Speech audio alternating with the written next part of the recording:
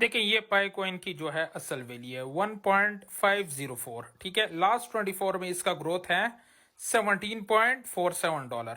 अब कुछ स्टेटिस्टिक्स में दिखाने जा रहा हूं कि पाई कॉइन की क्या हकीकत है। देखिए बताया जाता है कि इसकी मार्केट कैप जो कि सेल्फ रिपोर्टेड है 9.64 बिलियन, ये अभी तक जो है इसकी कोई ट्रांसपेरेंसी नहीं है। देखिए ये स्टेटिस्टिक्स जो है ना, ये मैं दिखा रहा हूं आपको सीएमसी का, कॉइन मार्केट कैप।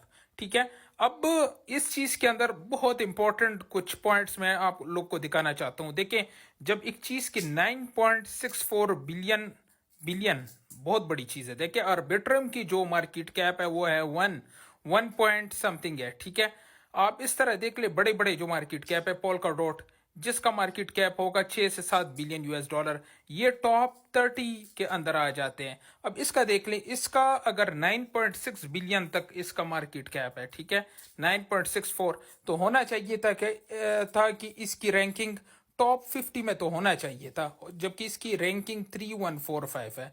इसका मतलब है कि अभी तक सीएमसी ने इसका जो असल डाटा है वो अभी तक वैलिडेट नहीं किया, मतलब जो असल डाटा है वो अभी तक प्रोवाइड नहीं किया गया।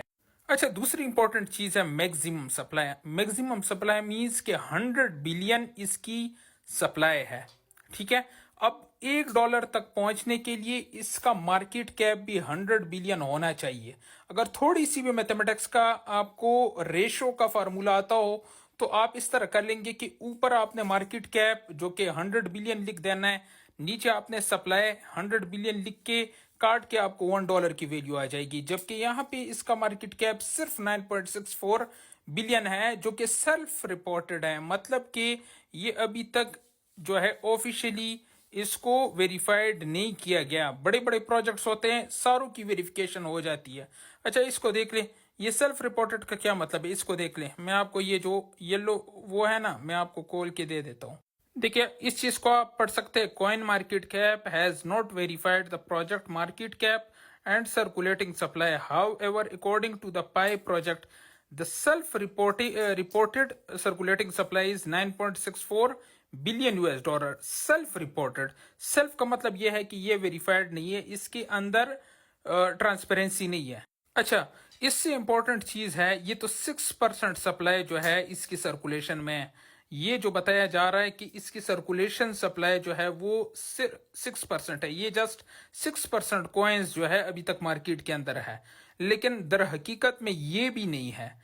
इसमें तकरीबन 75% इसी में ही फंसे हुए लोग हैं जो कि केवाईसी के चक्रों में एक दूसरे को जो है वो अपने कॉइन्स को वेरीफाई कर रहे हैं। एक को कह रहा है, दूसरा दूसरे को कह रहा है कि इस चीज को वेरीफाई कर दे, जबकि असल में 25% कॉइन्स अभी तक CEX यानी बिटगेट और इसके अलावा जो दूसरा एक्सचेंज है OKX पे पड़े हैं।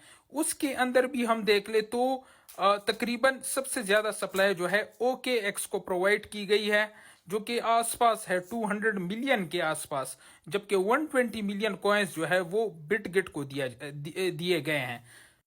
इस अंदाजे के मुताबिक जो है ये कॉइन्स जो है ये 0.5% कॉइन्स भी अभी तक मार्केट के अंदर नहीं है।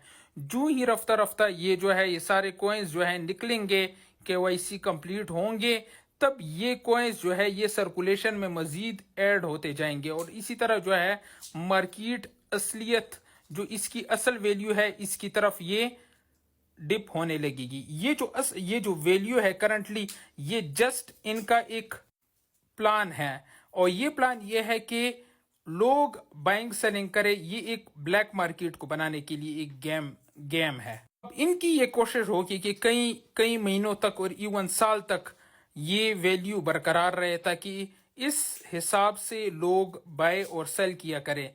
लेकिन साल 2 साल के अंदर अंदर जो ही ये कॉइन्स जो असली सर्कुलेशन सप्लाई है ये सेंट्रलाइज्ड एक्सचेंजेस में आएंगे और इसी तरह जो है वो जो अनलॉकिंग होगी, जो मैक्सिमम सप्लाई है, टोटल सप्लाई है, वो कॉइन्स भी अगर सर्कुलेशन में ऐड हो जाएंगे तो इस हिसाब से इसकी असल वैल्यू बाद में पता चलेगी।